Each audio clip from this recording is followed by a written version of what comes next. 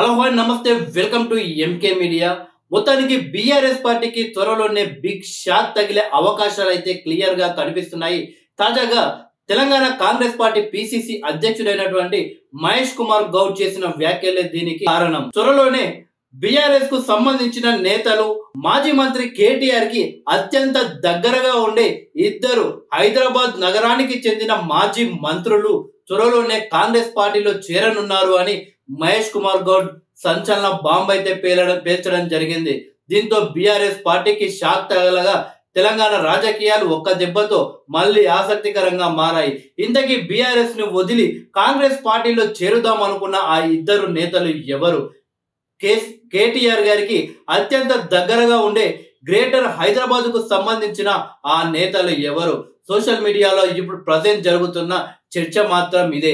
తాజాగా హైకోర్టు ఇచ్చిన తీర్పుతో బీఆర్ఎస్ నుండి కాంగ్రెస్ లో చేరుదాం అనుకున్న నేతలు మళ్ళీ రెడీ అవుతున్నట్టు తెలుస్తుంది. ఒక పార్టీ గుర్తుపై గెలిచి మరో పార్టీలోకి వెళ్లిన నేతలపై స్పీకర్ కి ఫిర్యాదు చేశారు బీఆర్ఎస్ పార్టీ నాయకులు. స్పీకర్ నిర్ణయం తీసుకోకపోవడంతో హైకోర్టుని ఆశ్రయించారు బీఆర్ఎస్ పార్టీ నేతలు. అయితే తాజాగా హైకోర్టు ఇచ్చిన తీర్పు బీఆర్ఎస్ కి తలనొప్పిగా మారింది. పార్టీ మారే అంశం స్పీకర్ పరిధిలోకి వస్తుంది. స్పీకర్ నిర్ణయమే ఫైనల్ అని హైకోర్టు తీర్పు ఇవ్వడంతో బీఆర్ఎస్ పార్టీకి తలనొప్పిగా మారింది. ఇక బీఆర్ఎస్ నుండి కాంగ్రెస్ లో చేరిన ఎమ్మెల్యేలు ప్రజెంట్ అయితే రిలాక్స్ అవుతున్నారు. ఇక బీఆర్ఎస్ నుండి కాంగ్రెస్ లో ప్రజెంట్ చేరుదాం అనుకున్న వాళ్ళు మళ్ళీ రెడీ అవుతున్నట్లయితే తెలుస్తుంది.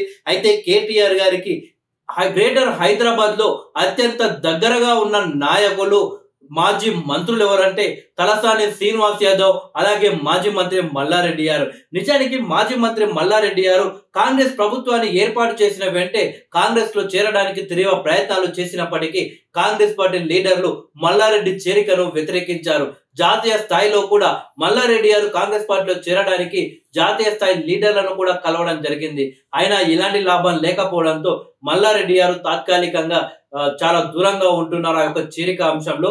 అయితే తాజాగా మల్లారెడ్డి గారి మనవరాలి పెళ్లికి సీఎం రేవంత్ రెడ్డి గారు వెళ్లడం జరిగింది. అక్కడ మల్లారెడ్డి గారు కుటుంబ సభ్యులతో ఎంతో ఆత్మీయంగా రేవంత్ రెడ్డి గారు అయితే గడపడం జరిగింది. అంటే రేవంత్ రెడ్డి గారికి మల్లారెడ్డి గారు ఒకటే కమ్యూనిటీ కావడం, అలాగే వాళ్ళు దగ్గర చుట్టాలు కూడా కావడం దానికి కారణంలా తెలుస్తుంది. అయితే మల్లారెడ్డి గారు అలాగే కాంగ్రెస్ పార్టీలో చేరడం దాదాపు ఖాయమైనట్లయితే ప్రజెంట్ వార్తలు వస్తున్నాయి. అలాగే గొర్రెల స్కామ్ లో ఆరోపణలు ఎదుర్కొంటున్న మాజీ మంత్రి శ్రీనివాస్ రెడ్డి గారు కూడా కాంగ్రెస్ లో చేరే అవకాశాలు అయితే క్లియర్ గా ఉన్నట్లు వార్తలు అయితే వస్తున్నాయి. ఒకవేళ ఇదే నిజమైతే మాత్రం బీఆర్ఎస్ కి హైదరాబాద్ లో పెద్ద దెబ్బే అని చెప్పవచ్చు జిహెచ్ఎంసీ ఎన్నికల ముందల. ఎందుకంటే జిహెచ్ఎంసీ ఎన్నికల్లో తలసాని శ్రీనివాస్ యాదవ్ గారి ప్రభావం, మల్లారెడ్డి గారి ప్రభావం చాలా అద్భుతంగా ఉంటుంది.